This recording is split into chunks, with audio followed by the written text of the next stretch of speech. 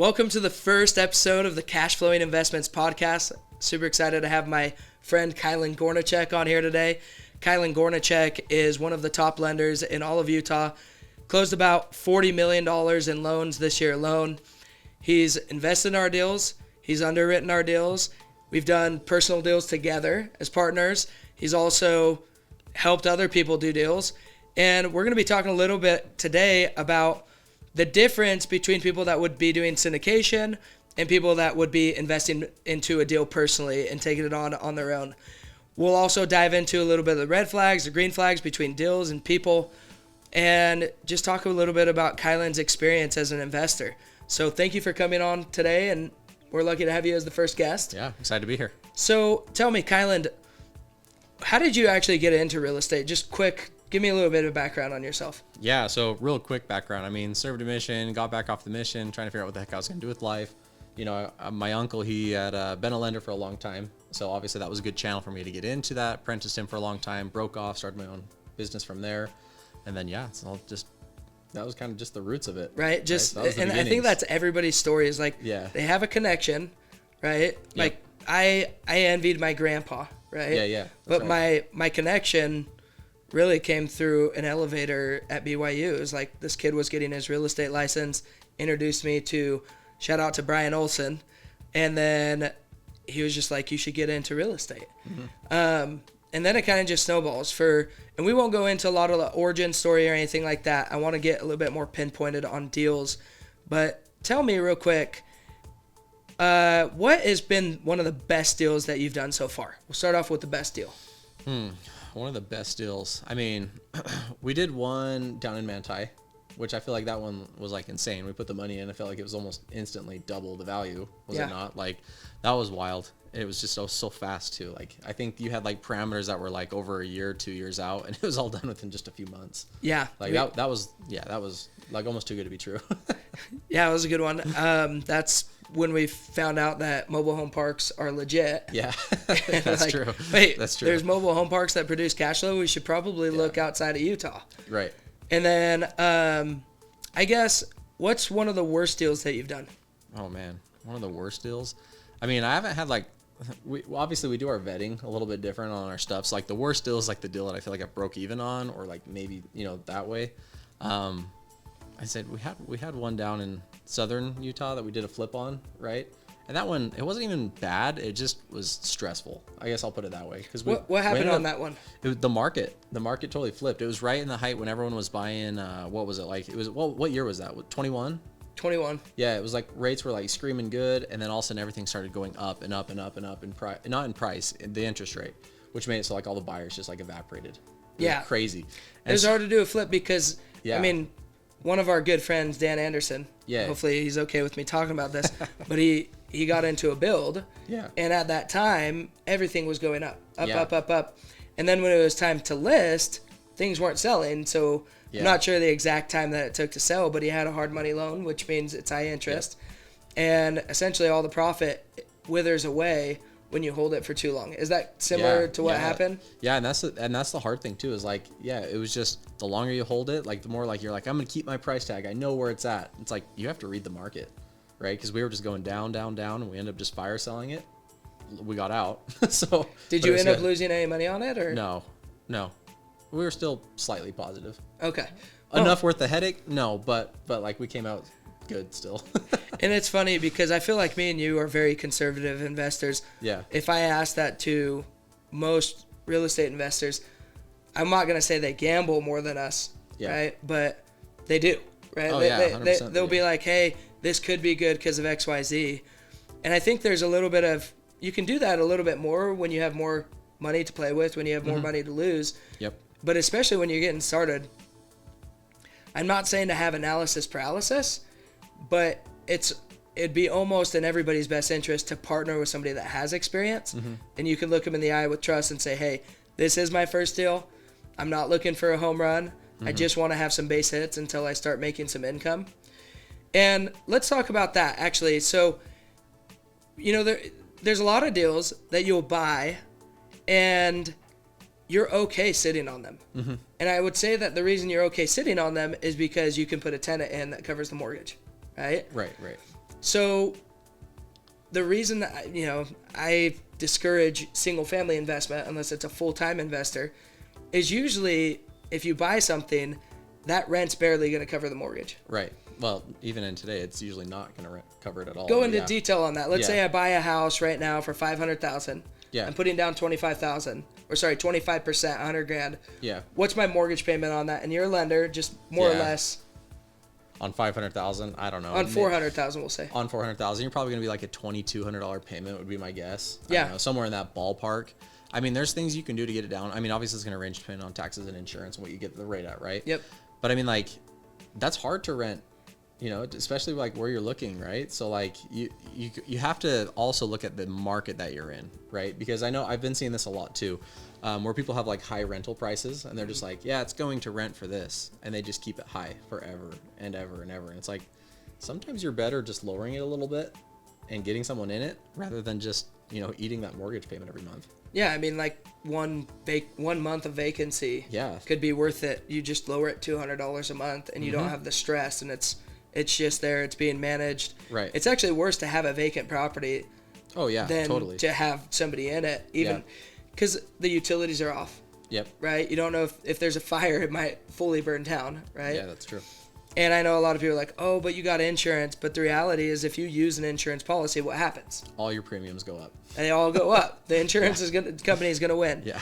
So I think, and this is me speaking, when I evaluate a property now, if I'm looking to hold it long term, it has to cash flow. Mm-hmm. And that's why we named our business Cash Flowing Investments, because what's the bottom line? People think net operating income.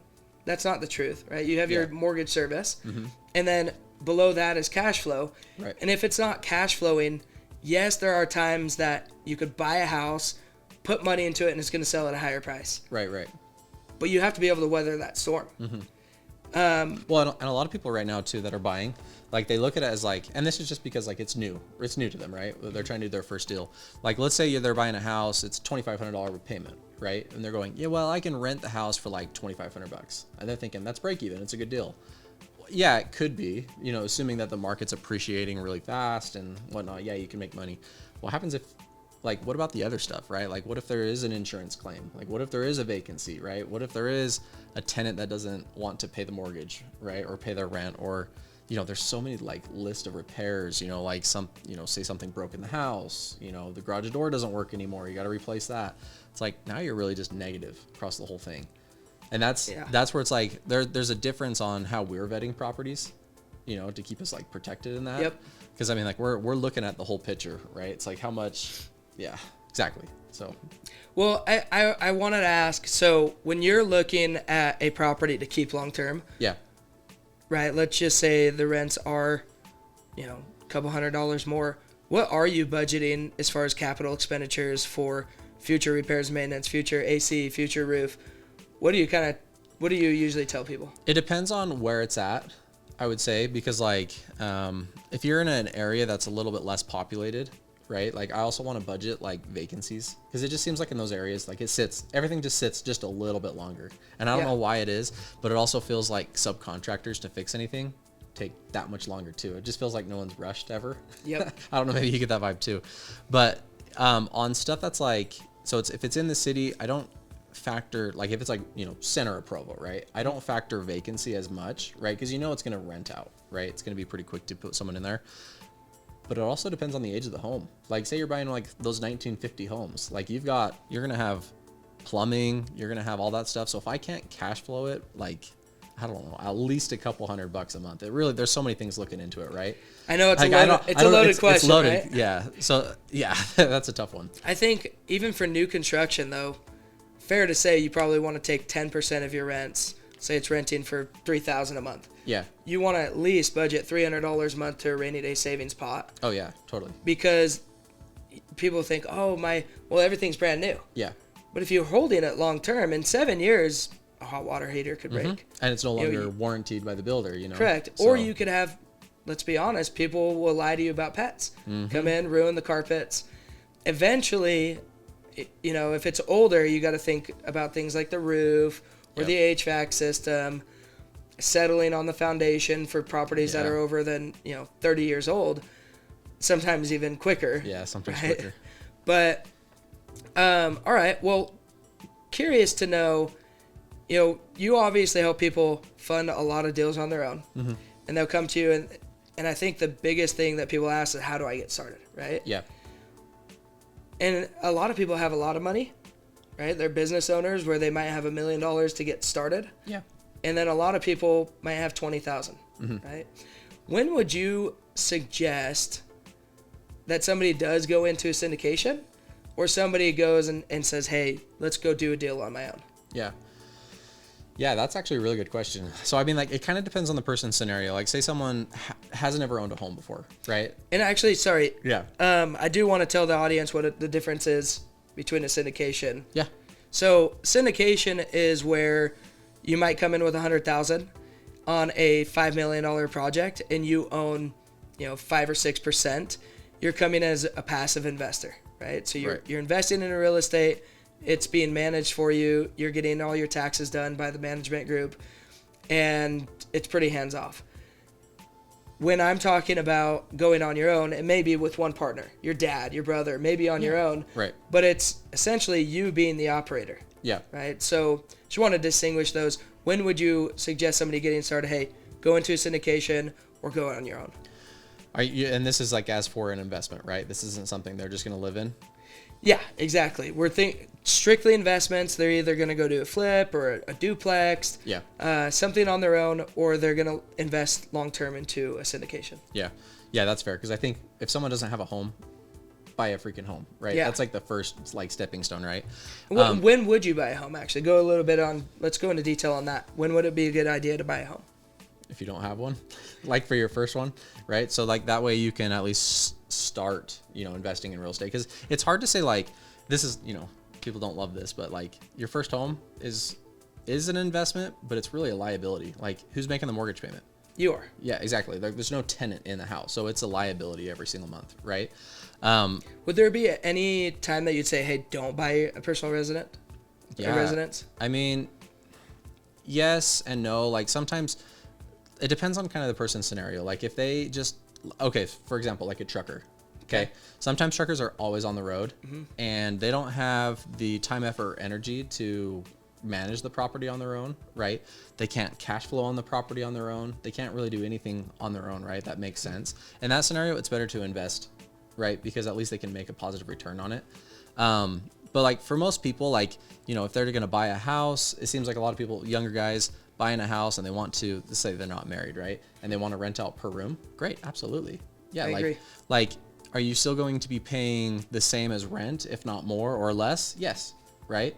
But at least you're starting, right? You're understanding like how to start renting out stuff, and that's like a good position to start. But for the most part, everyone needs to at least have a home first, then start investing. I agree. Right? I think the only caveat with that, and I kind of agree with you on the trucker scenario, is if somebody is traveling an astronomical amount, Yeah. to where that personal residence is almost not a personal residence, Yeah, it just sits empty. then you may as well invest into syndication. Right. Where if you can, it depends on the person, but if you're going to use that as your personal residence, like a bedroom, Yeah. or even storage, if you're going out to do, I come from door-to-door sales back 10 years ago. It almost becomes like a storage unit, right? That one bedroom. Yep. And if it's close, the cost of your storage unit is the same as you going and getting your storage unit. It's better to own a house because at least you're paying down the principal and you're owning the project. Exactly. When would you say it's better to go into a syndication? Or I guess back to the original question. So let's establish most of the time it's better for you to at least have your first property, right? To own it as your primary. Now, when it comes to like investing on your own or investing into a syndication, it all comes down to like what your priorities are, because you have opportunity cost. So it's like, if I'm going to, it's like, hey, you know what? I know I can buy this property. I can go in, I can remodel it, right? I can, force sweat equity in that property. But at the same time, it's like, what are you doing for work, right? Let's talk about like a summer sales guy, right? Let's say you take off 3 months out of a summer or 2 months out of the summer, right? Or out of your season, I guess, to do more renovations on your house. Well, guess what? You're not knocking, right? Yeah, so you're not making money. So it's like, it's opportunity cost. Yeah. So it's like, you have to kind of outweigh the pros and cons. Now, someone that's wanting to, like someone that's really experienced in building, right? Yeah. 100%. You want to buy it, you have all the subs, you know exactly what you're doing, right? Good in there, because you could buy a property and sell it and make 50% cash on cash, right? In a few months' time. Most people don't have that option, right? Most don't. Majority don't. And I'd say even for most flippers, I mean, it depends on the flipper, but if they can get 20, 25% consistently, I let them know, go off on your own. Go do this is a full-time job right now. And you're trading your time for money. So it actually might be more beneficial for you to do your own project than invest in a syndication. Yeah. But if you're making, 15%, might as well make the same, if not more, as a passive investor. Well, and it's different too, because like you can invest in both, right? Because like the syndication is like long-term. You're turning your money over for someone else to manage it, right? And to make money on it, right? In good investments. Whereas like you're actively, like flippers, it's a lot of work, right? Like it's like a lot of work. It's a full-time job, I guess, what I'm trying to get at. So it's like, it's not a passive investment. It's not in passive at all. Yeah. People think like, oh, I always want to get like rich off of real estate. Like I'm going to do nothing and flip this house. It's so not that way, right? And those that think it that way and they buy the property end up losing their shorts on it because they didn't calculate it right, or they didn't calculate how many other people would have to have their hands in the project, right? Because you just can't do it all on your own. So, all right. So in summary, 2 or 3 sentences, where would you say syndication versus personal, go for it on your own? Man, I mean, it really comes down to like one word. It's just time. It's just time. Like if you have all the time in the world, go do that, right? Like maybe, I don't know, maybe you have a really good setup. You were born on third base kind of type scenario, right? Where like you have good monies and everything in your life. You don't have to worry about income, and all you're worrying about is just your syndication. I mean, not your syndication, your flip. Well, that's a different story, right? I 100% agree with you. And I think I want to actually touch a little bit more on that, on being a professional in your field, right? So at BYU, I remember our accountant talking about opportunity cost, right? Yeah. And, he related it to dating. And you have a girlfriend that you've spent all this time on, right? Yep. And sometimes you're like holding on to that girlfriend. She's like, oh man, I put all this time and effort in her. Yeah. And she's come from down here to up here. Yeah. But you're not feeling it, and you need somebody to be on this level, and another opportunity awaits, and you know that you could find a girl that's already up there. Yeah. Do you leave your girlfriend, or do you keep on working on it? And in marriage, there's a vow, right? I'm going to keep working on it. Right. But you and I both know in dating, there's no vow, right? It's like we're trying to find somebody that we're trying to stay with for all time and all eternity. Right. And we want to stay with them. So the thing in real estate, or even any professional venture, a lot of our investors make way more money than I could even fathom. Right. I had a guy come in the other day and millions of dollars, and I asked him what he does. He's like, I'm the best hearing aid salesman in all of the 13 Western United States. Yeah. And I'm like, hearing aids? Really? Like, so random, right? Another guy came in last year, and he's like, my wife and I sell pictures of Jesus Christ on Etsy. And I'm like, how much are you making? He's like, oh, in our first year in business, over $1 million. We're projected to, double that or triple it this next year. I love that. That's cool. And I'm like, for him to go put time into vetting a duplex, what kind of carpets we're going to put, where it's going to be, employing property managers, all the time, even if it took 1 or 2 months, and then checking in on it, it would not be worth his time. Oh, yeah. I would almost say, please don't buy a deal on your own, because you can buy 5 or 6 or put shares into multiple diversified assets, $200,000 here, $200,000 there, $200,000 there, and it's coming in at such a fast rate that he's going to be able to retire on passive income no matter what in a matter of 5 years. Yeah. Where, somebody that has that, I did this in the beginning. I thought that real estate was the only answer. As a younger guy, I wanted to get into real estate. And yes, I've become a professional at it, and I don't want to get out of it for that reason. But would I look somebody dead in the eye and say there's not opportunities that I possibly could make more money if I put all my time and energy there? No. There's probably some other job in the universe that Jordan Lee would be better at than real estate. And if I'm being true with myself, I would take that opportunity if I knew for sure, right? Right. Now, I also have an obligation to my investors because I'm managing millions and millions of dollars, and that's what keeps me in. It's like, hey, this can be the best opportunity if I play my cards right. Right. But for people that are in, those types of jobs that are high net worth individuals, syndication is almost the only route. Right. I mean, they can, if they have, they're like, well, I could go build and this and that. But I look at them, are you really going to do it, or are you going to have a partner? Yeah. I'm going to have a partner. Sure. That's syndication, essentially, right? Yeah. We're just your partner on that. So for me, I would say the defining factor is like you said, opportunity cost or time. Yeah. Yeah. And I think that's important that people understand if they have enough time, there's no harm or foul in learning it. Yeah. You know what's funny with that too is like, it's always the high net worth individuals that know that concept, right? They learned it, right? Because, everyone tries to take on more and more and more. And then one day you fall flat on your face and you're like, I cannot do this anymore. Right. So like, I love that because like everyone understands that idea. It's just like, you know what? I do not have time for this. This is my best option for what I can do. Right. Like I'm sure, the hearing aid salesman guy. Yeah. If he really wanted to, like he's a business guy, right? Mm-hmm. I'm sure he could develop a construction company, go in and start doing tons of flips on homes. Right. Yep. So why not do it? Right. Like he knows what he's good at. Stick with it.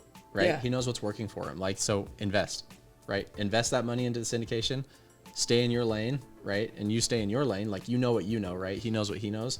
That's like the most effective for him. Yeah. There's a Lime Ricky swimsuit founder that came into our BYU entrepreneurship classes. Yeah. So I was part of the BYU entrepreneurship program, and there was a class that was an hour a week where you'd have one business owner just come in and talk to you. Yeah. Like the best class ever. You got credit to sit and listen to people. That's cool. Tell you how they got rich. Yeah. And I'll remember this quote. There's not a lot of quotes I remember, but she said, stick to your niche and you'll get rich. And I was like, yep. Oh man. So when you start off, you're like, okay, I can do this. I can do this. I can do this. I can do this. And the faster we've grown, the more that I realize that in order to be successful, I have to start handing things off. Mm-hmm. You have to. And like, for example, Mitch Tate is doing a great job on running our team. Mm-hmm. And I'm not trying to get too involved on the trainings. Mm-hmm. Do I believe in a competitive atmosphere that I'd be a better trainer? Maybe, right? He actually has really good trainings. Yeah. But I'm like, man, it's almost fun. It's addicting. Like, I want to do the trainings. Yeah. But if I do the trainings, does that allow him to become the professional in his niche? Mm-hmm. No, it doesn't. And the reality, I would be spending too much time there. Right. The same thing in property management. Ian's been doing really well locally, and Taylor does a great job on hiring and firing property managers all around the country, right? Yeah. And he's such a better interviewer than me. It's unbelievable. Yeah. Can I get in and help him? Of course, but that's his niche, right? Let's have him stick to his niche. And then you got to think about, okay, well, what is my niche? Yeah. My niche is networking. My niche is educating and getting people a dream philosophy of this is the reality. I was on a call with somebody the other day, a solar fiber guy, multiple states over, and he's done a couple of syndication investments with us, and it finally hit his mind. He's like, oh my gosh, I don't need to be in real estate. You're making me really good money. If I can just make he has really big goals. Okay. He's like, if I can just make $13 million and give it to you, we reverse engineered the math. I was like, how much do you want monthly? He's like, oh, I want this much monthly. I'm like, okay, times that by 12, divide it by 0.1, because if you have enough investments over the long term, fair to say you're going to get a 10% dividend after a couple of years of it holding. So he's like, I'm like, so just invest $13 million and then wait and you'll be retired. And he goes, I can invest $13 million in the next 3 years. I can do that. Right? He's like, I just got to hustle. Love it. I'm like, Mr. Withers, we will wait to see. Yeah. He's like, Jordan, I know you don't believe in me yet. I'm like, well, that's what you said 2 years ago. He's like, yeah, I just need to hustle more. And I'm calling you out, Daniel. You know who you are. But yeah, so he's a great, he's great at what he does. Yeah. And he can make tons of money. But for him to go out and do his own real estate investment deals, it wouldn't be worth his time, because he can make $80,000 a month. Yeah. Just knocking on doors with his little team. that's insane. Yeah, it's wild. I could, for me to make $80,000 as a broker, we'd be having to do like $100 million of transactions a month. Yeah. The margins aren't as insane as what he has in his pot. So I think that's important, to stick to your niche and you'll get rich. But yeah, moving on. Yeah. Right. I would like to ask you another question. So what is your retirement plan and how are you getting there? Like what's Kyelend's plan? That's a good question. And a lot of it does resort around putting money into syndications. So like I've invested a handful of shares into, obviously it's cash flowing investments, right? Yeah. My goal is to keep doing that. In my head, I'm like, if I can do a couple of those in a year, I mean, what do I don't need 13 million to retire. I can, No. I'm more of a simple kind of a guy, right? Like I like farmland. I like doing that kind of stuff, kind of living in more of my rural communities. So I don't have to make a ton doing that. I have to kind of like reverse engineer that. A couple $100,000 a year. Okay. How much money do I really need to put into syndication funds? You're going to help me get there. Yeah, no, it's true. I think so why are you hustling then? Like, cause you're obviously closing more loans than, fair to say, 99% of the population. Yeah. Or even of lenders in general. You're one of the top lenders.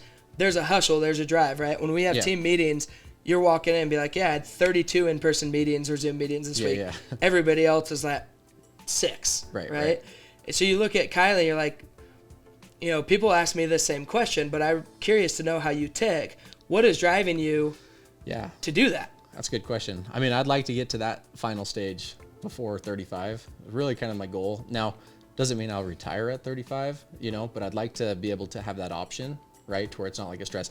You actually encouraged the heck out of me on this. I remember, when I first got into real estate, how old was I? I was freaking, you were young, 21? 21 or something like that. And I remember we were just a few years into this and you're like, we were talking and obviously your mindset was way different than mine, right? Because you're a few years older than I am. And it was just funny. I remember you looking at me like, what do I care? I don't care about doing it was like something in addition. You're like, I don't care about that. I don't need the money. I don't care about the money right now. And I was like, frick yeah, dude. Like that's the most baller thing to say. And I'm like, if I can get to that position where it's like, yeah, I don't care. I operate because I operate how I want to, right? That's a totally different story. So I think like what makes me tick is like, I want to get to that spot where I'm financially like super secure, right? Where I could essentially be retired. Are you ever going to retire? Jordan Lee, I already know you're not going to retire. No. Dude, you have too much going on all the time. And I feel like I'm the same way, right? Like there's always something I want to do. But if I can at least get my foundation where it's like now everything I do is because I'm growing a new business or I wanted to take this kind of venture out, that's more of like it's like a game, right? It's like a game of Monopoly. You keep building and building it. It is like a game. I was thinking about the other night. I'm like, oh man, if I just hustle really hard like I do in Monopoly, I can win this game of life. Oh yeah, yeah. But as far as drive, it's a deep question because you have to almost rethink your drive as you get to new levels. Mm-hmm. When I was younger, let's just go back to we both serve missions. You get off the mission and it's like, for me, I was dirt broke. I had no money. Yeah. And I remember having to pay for college and just thinking, how's this even possible? Right. How do people you do the math, and I was making $6.15 an hour before my mission, right? That's wild. I know. It's crazy. $6.15 an hour working at the Cougar Eat. And I times that by 40, and then I times that by, let's just say I work 50 weeks a year, get 2 weeks off.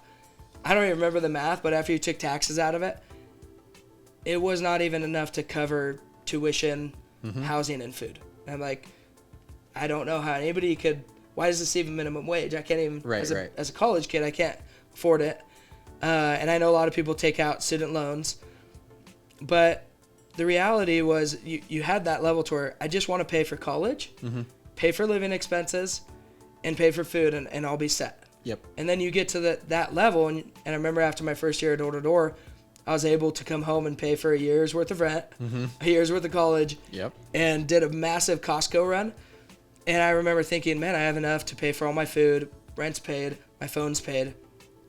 I made it. I'm like semi-retired, right? I remember taking out a girl on a date and going to Texas Roadhouse. Yeah. And being like, oh, you can get whatever you want.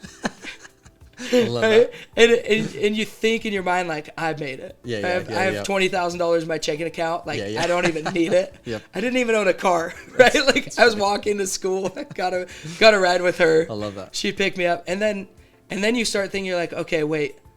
One day I'm going to be married. Yeah. And I'm going to have kids.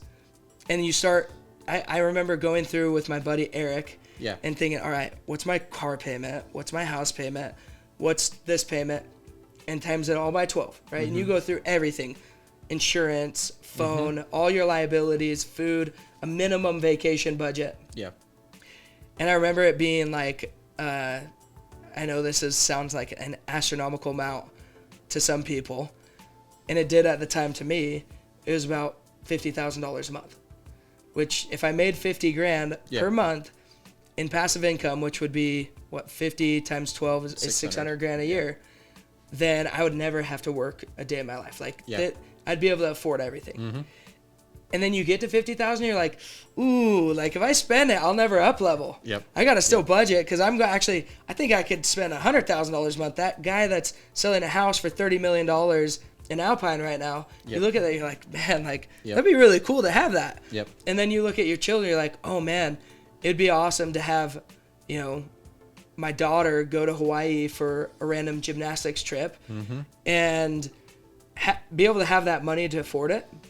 I think there's levels. Right now, it is, I wouldn't say it's so much, it is a game, but maybe I think different than most people. I think of business in an eternal perspective. Mm-hmm. Whatever knowledge I learn here, I'm going to be able to use in the afterlife, and it's going to affect my children and my children's children. And I really, as much as it's cliche to say, I want to leave a legacy. Yeah.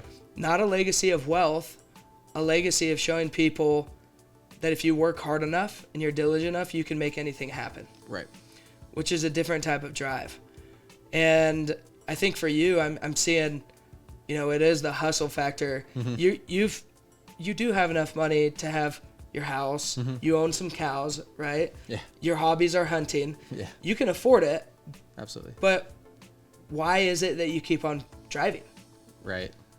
Yeah, it's a good question. Like, it's a deep question, but I think for guys like me and you, I don't know if we'll ever stop hustling. No, and that's why I say like there's like a minimum, that I kind of think of in my head. It's like a minimum to not have any worries. Like you have like your baseline, right? Because I know you have that baseline in there too, right? Where it's like, here's where I never fall below. I'm okay. I'm good financially, right? Yep. Like at the end of the day, you know how it is. You're building the business. You're like, I'm freaking broke this month because you didn't hit your goal of whatever it was. But really, you're not. You're like, you got $1 million in the bank account. I joked about that with Robert the other day. Yeah. We're like, we're broke. We're buying $1 million property. Yeah. we don't have $1 million. We're gonna call two or three people for $100,000. Yeah. We're like, and then we're talking in the gym. Like, our definition of broke is so skewed. Mm-hmm. Yeah, it's what people can retire on, right? Which is really funny. Yeah, no, it's true, but it's also we're willing to take a little bit more risk. Right. Because, I mean, in reality, if God decided to have earthquakes, storms, all that stuff, and the insurance companies go out, we do have millions and millions and millions, tens of millions of dollars of debt. Yeah. That banks will come after. Right. So. But that's kind of the ultimate question too, though, because it's like, yeah. So if I took everything away from you right now, right? Mm-hmm. Say like I came in, took it all. You're gonna be back where you are in 10 years, if not a smaller amount of time. You have that knowledge to kind of re-implement everything in there, and you can build it again. Like there's nothing stopping you. That's gold. It's you become invincible at that point. I remember, after 3 years of door-to-door sales. Yeah. For sales reps, they have a skill that's irreplaceable. Mm-hmm. Like, I had the thought of if I lost everything, which wasn't a ton of money back then, right? Yeah. I owned one house, was purchasing a fourplex, but I thought, man, you think if I lost everything, that's going to ruin me. Yeah. What if I can't make the payments on this fourplex?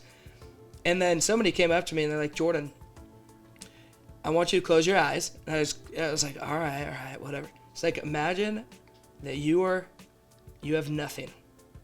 The only thing that you have is a pair of shorts and a t-shirt. That's it. No shoes, no underwear, no belongings, no car, no nothing.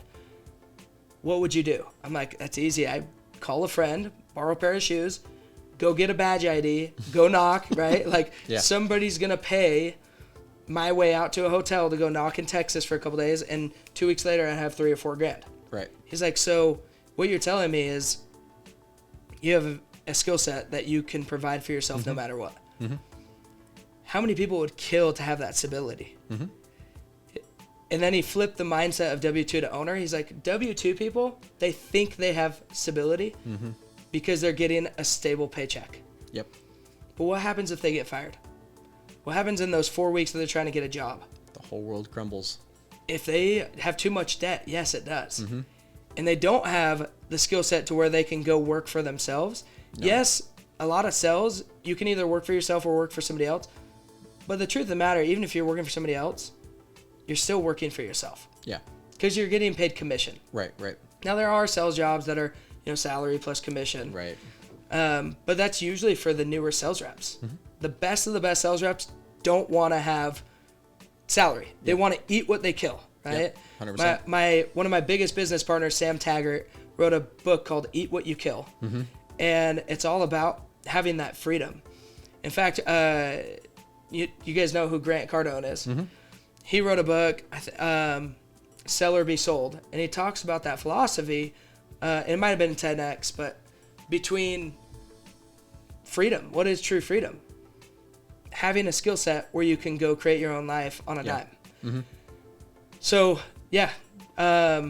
good concepts. All right, so let's wrap up this podcast. Yeah, for sure. If there's probably some people on this podcast that are just getting started and a lot of people that are well into their real estate journey, what would be one lesson that you've taken over the past 7-8 years since you get started that you'd say, hey, I wish somebody would have grabbed me by the ears and told me this when I was younger, and now it's either just a lesson that you learned or is a hard lesson earned? What would be one nugget that you'd want to leave with the listeners? As for investing or just generally? This is Cash Flowing Investments podcast. So if you can relate it, great. But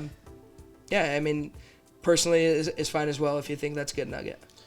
Well, I think the one that we've been talking about is opportunity cost. Like, I think that's one of the biggest ones. And I feel like it's kind of an ever learning thing because sometimes we take on too much and then we have to learn again, right? Like, you have to delegate stuff out.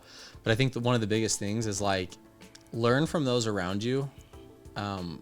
Especially those that are like, do this as like a profession, because it saves you so much time and so much energy, right? Because so many people get so caught up in like, oh, well, I can do it this way. I can do it this way. Maybe I might be able to make it a little bit better. But what they're not factoring is by putting so much time and effort into maybe figuring out how they can make it so their yields are a little bit bigger, right? They can make a little bit more profitability on that flip. They can do a little bit more like this, right?